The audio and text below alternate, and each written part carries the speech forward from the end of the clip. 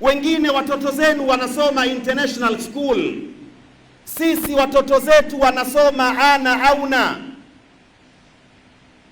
Skuli wanaingia, wanatoka majumbani saa 12, watoto wanarudi saa 12, saa 1.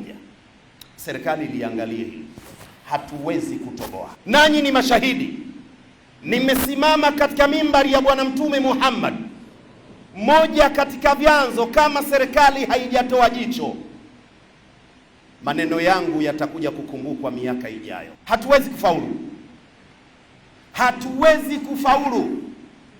Hao walioko sasa, maprofesa, madokta, nani alisoma masaa 18?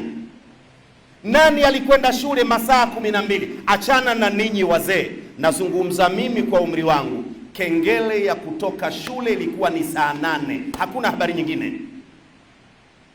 Inapigwa kengele skuli, sasa mwisho wa masomo, tunarudi nyumbani.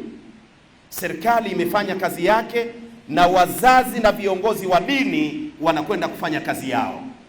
Mtoto atapumzika saa 9, saa 10 anakwenda madrasa, anapewa elimu ya dini, anafinyangwa sasa kimaadili.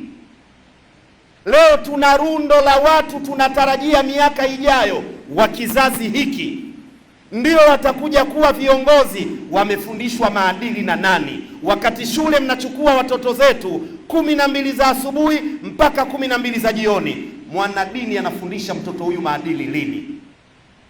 Matokeo yake tumedhihirisha, tumejazana rundo la mafisadi serikalini. Hawana maadili, hawajalelewa kidini. Mafisadi wengi. Rais anasema twendeni kulia, watendaji wanaenda kushoto. Mnashangaa imekuwaje? Hawana maadili.